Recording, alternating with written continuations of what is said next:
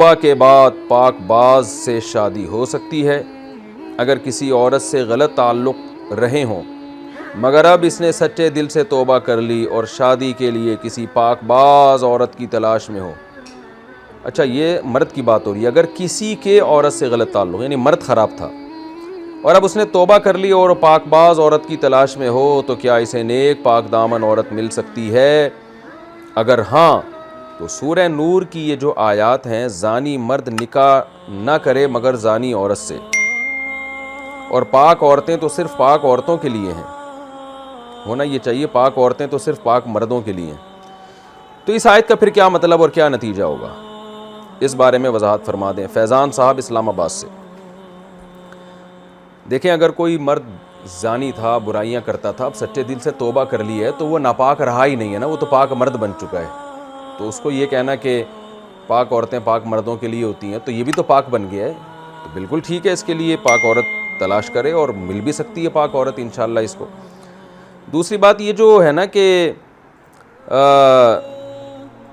ज़ानी मर्द निकाह ना करे मगर ज़ानी औरत से, ऐसा कुछ भी नहीं है सूरह नूर में। सूरह नूर में यह है कि ज़ानी निकाह नहीं करता मगर ज़ानी औरत से ही, और ज़ानिया निकाह करती है ज़ानी मर्द से। तो ये कुरान ने कोई शरई हुक्म नहीं बयान किया, कुरान ने नेचर बयान की है कि जो बदकार मर्द होते हैं उनकी रग़बत बदकार औरतों की तरफ होती है, और जो बदकार औरतें होती हैं उनकी रग़बत भी बदकार मर्दों की तरफ, उनको पाक दामन मर्द पसंद ही नहीं आते। ये एक नेचर बयान की है कुरान ने, कोई शरई हुक्म नहीं बयान किया। जमहूर के मुताबिक इस आयत की ये तफसीर है। तो ये ऐन मुमकिन है कि एक आदमी खुद बद किरदार हो मगर उसको जो निकाह के लिए औरत मिली वो बहुत बाकिरदार हो। ये धोखे से भी हो सकता है, बहुत दफ़ा हुआ है, हमारे सामने ऐसे वाक़यात आए हैं कि औरत बहुत नेक परहेज़गार थी, मर्द 2 नंबर आदमी था, बदकिरदार था, लेकिन औरत को पता नहीं था, लड़की के वालिदैन को पता नहीं था, धोखे से शादी हो गई, बाद में पता चले तो 2 नंबर बंदा है। अब उसमें औरतें परेशान होती हैं कि हम तो नेक पाक दामन है, हमें बदकिरदार आदमी कैसे मिल गया। तो भाई धोखे से दुनिया में सब कुछ हो सकता है। इसी तरह ये भी मुमकिन है कि एक आदमी बहुत ज़्यादा नेक हो, वो उसने किसी नेक औरत की तरफ पैगाम भेजा, हालांकि वो हकीकत में नेक नहीं थी। ये आदमी ये समझ रहा था कि ये नेक खातून है, लेकिन धोखे से शादी हुई, बाद में पता चला ये तो ज़ानी है, बदकिरदार है। तो ये पॉसिबल है कि नेक आदमी का निकाह बदकिरदार से हो जाए और नेक औरत का निकाह बदकिरदार मर्द से हो जाए। ये दुनिया इसी चीज़ का नाम है, धोखेबाजी यहाँ होती है। तो ये कोई ज़रूरी नहीं है जो लोगों ने फ़र्ज़ कर लिया कि मैं नेक हूँ तो मुझे नेक ही औरत मिलेगी, और औरत अगर खुदा न ख्वास्ता बुरी है तो उसे बंदा भी बुरा ही मिलेगा। ऐसा नहीं होता, दुनिया में सब कुछ होता है।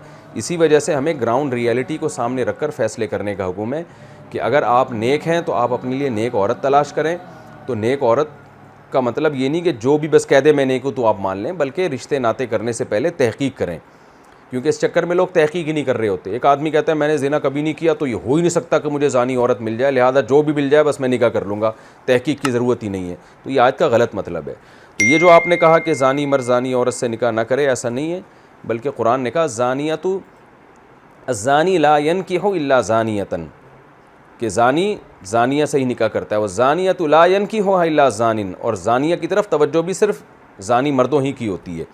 और रहा ये वाली आयत, जो ये आयत है पाक औरतें पाक मर्दों के लिए, सूरह नूर की जो आयत है अल-खबीसातु लिल-खबीसीन वल-खबीसून लिल-खबीसात, कि नापाक औरतें नापाक मर्दों के लिए, नापाक मर्द नापाक औरतों के लिए। वत्तय्यिबातु लित्तय्यिबीन वत्तय्यिबून लित्तय्यिबात, और पाकीज़ा औरतें पाकीज़ा मर्दों के लिए और पाकीज़ा मर्द